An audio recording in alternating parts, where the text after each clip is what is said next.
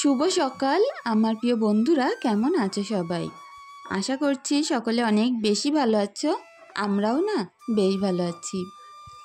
ভারতের ছোট্ট একটি গ্রাম থেকে আমি রূপা, ব্লগার রূপা চ্যানেলে সকলকে স্বাগত জানিয়ে আজকের ব্লগটি শুরু করছি। সকলকে জানাই নববর্ষের অনেক অনেক শুভেচ্ছা আর অনেক অনেক প্রীতি ভালোবাসা। তো যাই হোক, দেখো ঘুম থেকে উঠেই কিছুটা বাসন নিয়ে পুকুরে চলে এসেছি আর এগুলোকে মেজে পুরো পরিপাটি করে কমপ্লিট করে নেব। তো আজকে আমি তোমাদের সঙ্গে শেয়ার করব আমার যে মাটির রান্নাঘর, সেইটাকে সুন্দর করে লেপে মুছে পুরো পরিপাটি করব। অবশ্যই তোমরা পাশে থেকো, আশা করছি তোমাদের ভিডিওটি বেশ ভালোই লাগবে। তো অনেক বড় কাজ আমার রান্নাঘরটা, যেহেতু প্রচুর বেশি বড় আর ওটাকে পরিপাটি করতে একটু তো সময় লাগবে। তো ভাবছি রান্নাবান্না কমপ্লিট করে নেব, তারপরেই করব। কি বলো তো, রান্নাটা হয়ে গেলে না একটুখানি চাপটা কম থাকে, তখন আলাদা অন্যরকম কাজ করতে আর অসুবিধা হয় না। তো এখন চলে এলাম আমার এই যে বিল পাড়ে, এখানটায় সুন্দর করে জামাকাপড় কটা মেলে দেব। তো যাই হোক, এখানটায় যেহেতু রোদ্দুর থাকে জামাকাপড়গুলো খুব সুন্দর শুকিয়ে যায়।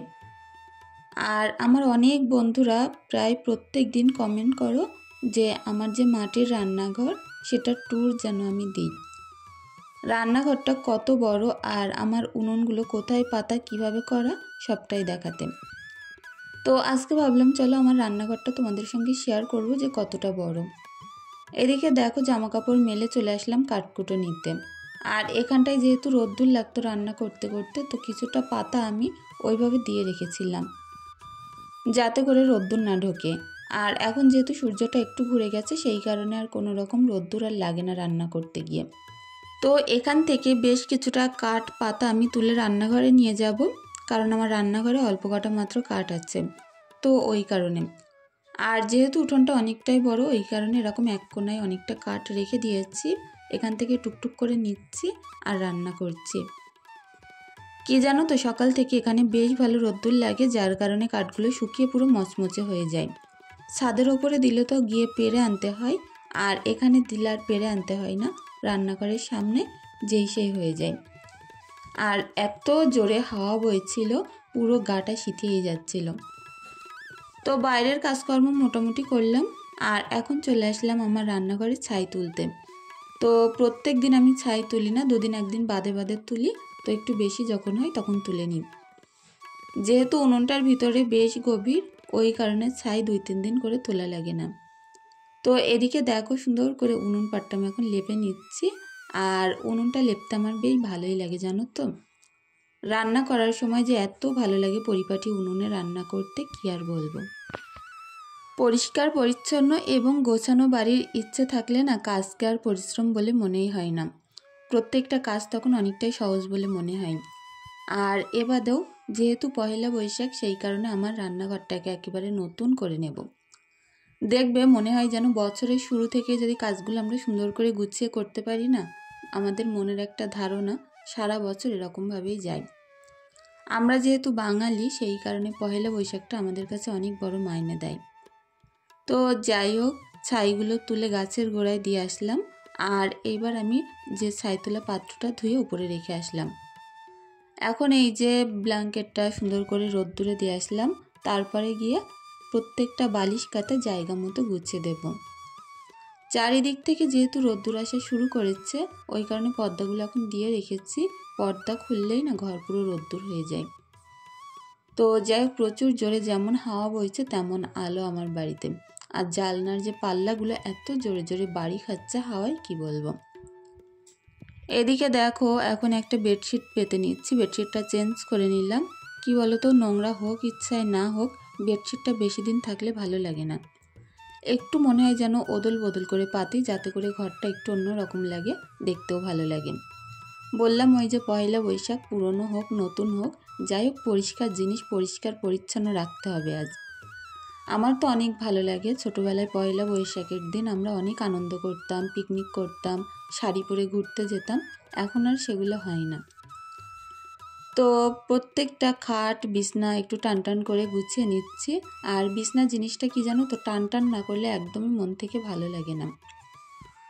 বিছনাটা গোছানোর পরে ঘরটার পুরো লুকটাই পুরো চেঞ্জ হয়ে যায়।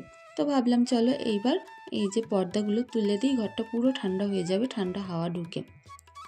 আর আমার জানলা দিয়ে ভিউটা কত সুন্দর আসে দেখো, মাঠে পুরো পানি, ঘাস, তারপরে টানা রৌদ্রের মধ্যে গরু বাঁধা আছে। আর এগুলো হচ্ছে আমার মেহেন্দি গাছ, একদম আমার জানলার কোনায়। এগুলো একটু আমি লাগাইনি, পাখিতে ফল ফেলেছিল সেখান থেকে হয়েছে। আর হাঁসগুলো দেখো কত সুন্দর ঘুরে বেড়াচ্ছে, গরু ঘাস খাচ্ছে, বেশ ভালো লাগে।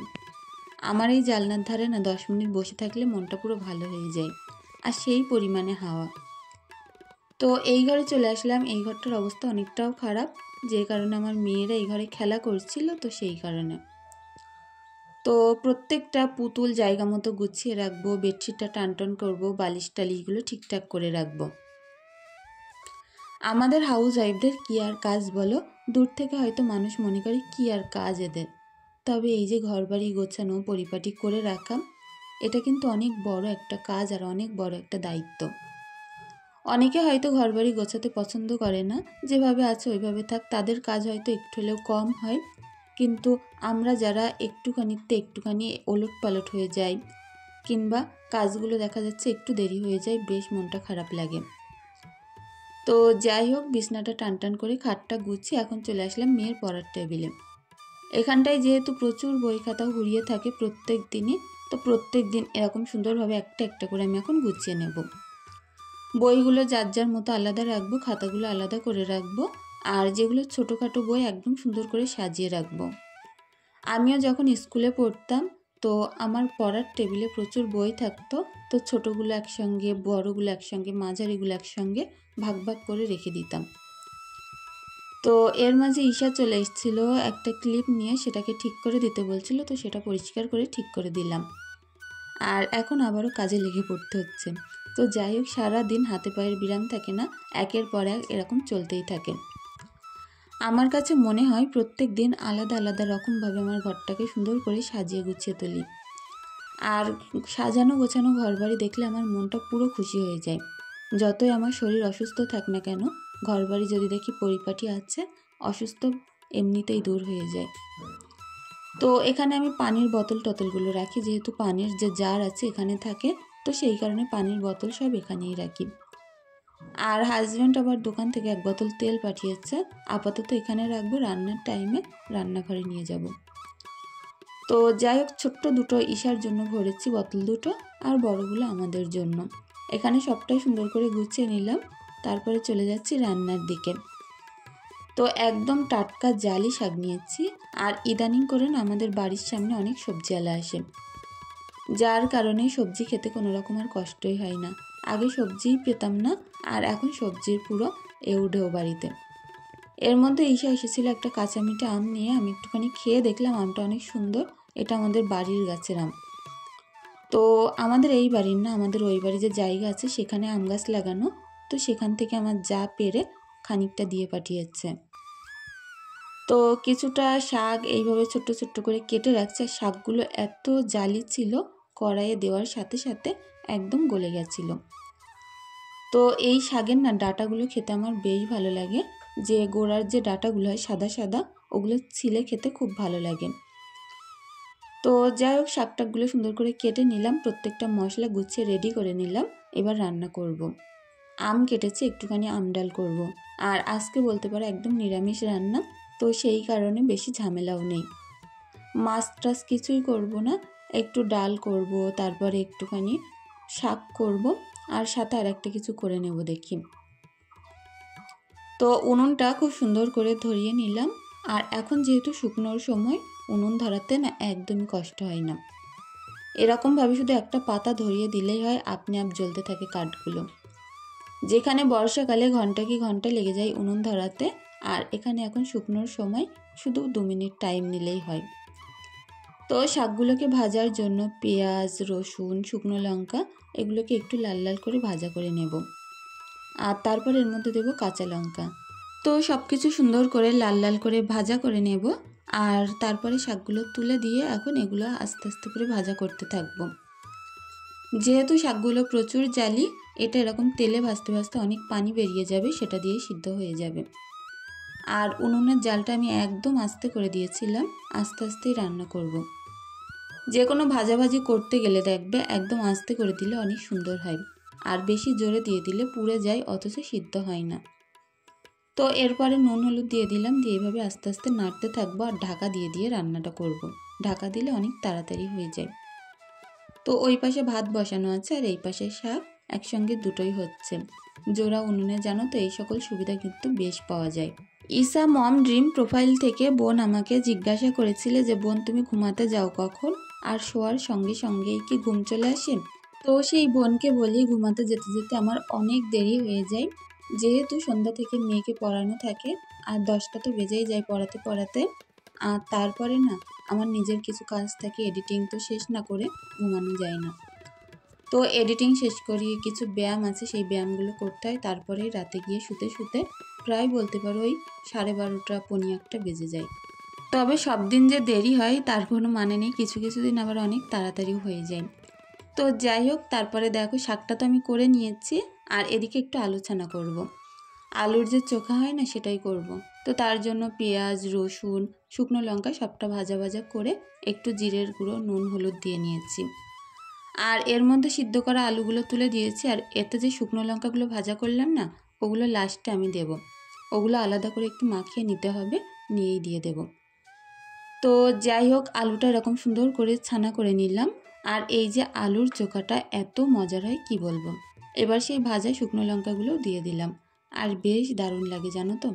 এইভাবে একবার আলুর চোখা করে ডাল দিয়ে খেয়েও বেশ ভালো লাগবে। তো যাই হোক, আমার মা করতো দেখতাম এরকম, তো আমিও তার কাছ থেকে শিখেছি আর অনেক ভালো লাগে। তো ডাল করলে একটু তো আলু ছানা তো করতেই হবে, তা নয় ভালো লাগে না। আর এর ভেতরে ফ্লেভারটা যেন বেশ দারুণ আসে তার জন্য দিলাম একটুখানি কাসুরি মেথি। এর জন্য পুরো যে আলুর চোখাটার স্বাদটাই পুরো অন্যরকম হয়ে যাবে। মাংসের ভিতরে কাসুরি মেথি দিলে যেমন ভালো লাগে আলুর চোখাতেও এরকমই ভালো লাগে। তো একটা পাত্রের মধ্যে একদিকে আমি যে শাকগুলো তুলে নিয়েছি আর একদিকে এই যে আলুর চোখাটা রেখে দেব। তো বেশি পাত্র নোংরা করতে কষ্ট হয়, কারণ কি বলতো মাজতে তো আমাকেই হবে, সেই কারণে একটু সেভ করে করে পাত্রগুলো নোংরা করি। তো যাই হোক, দেখো খুব সুন্দর করে এটাকে সাজিয়ে গুছিয়ে নিলাম। আর তারপরে ভাতটা এখন উপর দিয়ে নিতে হবে। তো এখন একটু শক্ত আছে, হাঁড়িটা ওই পাশে বসিয়ে দিলাম। তো তারপরে কড়া বসিয়ে দিয়েছি, দিয়ে পেঁয়াজ, রসুন, শুকনো লঙ্কা এগুলোকে ফোড়নের জন্য সুন্দর করে ভাজা করে নিচ্ছি। ওদিকে প্রেশার কুকারে আমি ডালটাকে আর আমগুলো দিয়েছিলাম, ছোট্ট ছোট্ট আম, সেগুলোকে সিটি দিয়ে সুন্দর করে সিদ্ধ করে ঘুটে পানি দিয়ে নিয়েছি। তো যাই হোক, ডালটাও এখন আমার হয়ে গেল। আর আজকের রান্নাগুলো যেমন সিম্পল ছিল, খেতে বেশ দারুণ ছিল। তো যেহেতু আজকে অনেকগুলো কাজ করব সেই কারণে রান্নাটা সিম্পলের ভিতরেই রাখলাম। আর ডিম নেই বাড়িতে, তা নয় কটা ডিম সিদ্ধ করে রাখতাম। হাজব্যান্ডকে বলেছি আসার সময় একটু ডিম আনতে, দুপুরে খাওয়ার আগে সিদ্ধ করে নেব। আর এখানে কাজকর্ম সেরে রান্নাঘরটাকে সুন্দর করে ঝাড়ু দিয়ে নিয়েছি আগে। আর আমার রান্নাঘরের অবস্থা দেখো, ফেটে চটে চারিদিক থেকে খুব বাজে অবস্থা। তো এটা যদি আমি হাত দিয়ে বন্ধ করতে যেতাম আমার প্রায় 2-3 ঘন্টা সময় লেগে যেত। তো একটা গোলা বানিয়েছি, লাল বালি, মাটি, তার ভিতরে দিয়েছি একটুখানি পুরো। তো এগুলো দিয়ে সুন্দর করে এখন লেপে নেব। এই যে বালি দিয়েছি না, মাটিগুলো পুরো টাইট হয়ে এঁটে থাকবে। আর লাল বালি দেওয়ার কারণে হয়তো একটু লাল হয়ে থাকতে পারে। যাই হোক, এটা 2-1 দিন বাদে আরও একবার সুন্দর করে লেপে নেব। আর পরের বার যখন লেপবো তখন হাত দিয়ে এভাবে ঝাঁটা দিয়ে দিলাম বলে যে কতটা সুবিধা আর কত তাড়াতাড়ি হয়ে গেল কি বলবো। তো দেখো খুব সুন্দর করে এখন এই যে লেপে লেপে দিয়ে নিচ্ছি। আর ফাটাগুলোর ভিতরে যে মাটিগুলো, কাদাগুলো, সেগুলো সুন্দর করে ঝাঁটা দিয়ে দিয়ে ঢুকিয়ে দিচ্ছি। এভাবে লেপে নিলে না কষ্টও যেমন কম হয়, ফাটাগুলো খুব সুন্দর বন্ধ হয়ে যায়, প্লাস এই যে গর্ত গর্ত টাইপের আছে সেগুলো পুরো সমান হয়ে যায় চারিদিক থেকে। তো প্রথম 2-1 বার এরকমভাবে ঝাঁটা দিয়ে দিতে হবে, তারপরে হাত দিয়ে লেপলে হয়ে যাবে। আর রান্নাঘরটা হয়তো ক্যামেরায় যতটা ছোট লাগছে তার ডবল বড়, আর অনেকটাই কষ্ট এটা পরিষ্কার পরিচ্ছন্ন করে রাখতে। তো সৃষ্টি গাছের পাতা পড়ে যেহেতু চারিদিকে, যখন হাওয়া দেয় না পুরো রান্নাঘর ভর্তি হয়ে যায়। দিনের ভিতরে 3 বার ঝাড়ু দিলেও হয় না। আর যেহেতু চারিদিক থেকে বাঁশের বেড়া, ওপরে তো পাতার চাল, তো সেই কারণে এখানে প্রচুর বেশি নোংরা হয়। তো যাই হোক, চেষ্টা করি যত বড়ই জায়গা হোক আর যাই হোক না কেন একটুখানি কষ্ট করে পরিশ্রম দিয়ে জায়গাগুলোকে সুন্দর করে পরিপাটি করে রাখতে। আর এই নববর্ষের আগে দেখো আমার সমস্ত ঘর বাড়ি সবটাই পুরো ক্লিনিং পরিপাটি সুন্দর হয়ে গেল। তো এত বড় রান্নাঘর, এখানে অনেক রান্নাবান্নাও করা যায় জানো তো।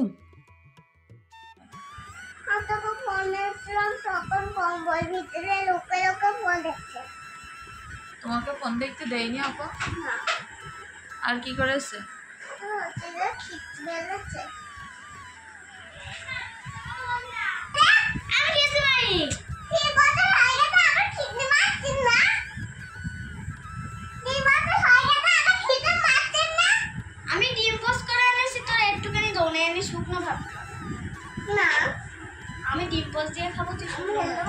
তো যাই হোক, আমাদের বাড়িতে সবসময় এরকমই চলতে থাকে বাচ্চাদের ভিতরে।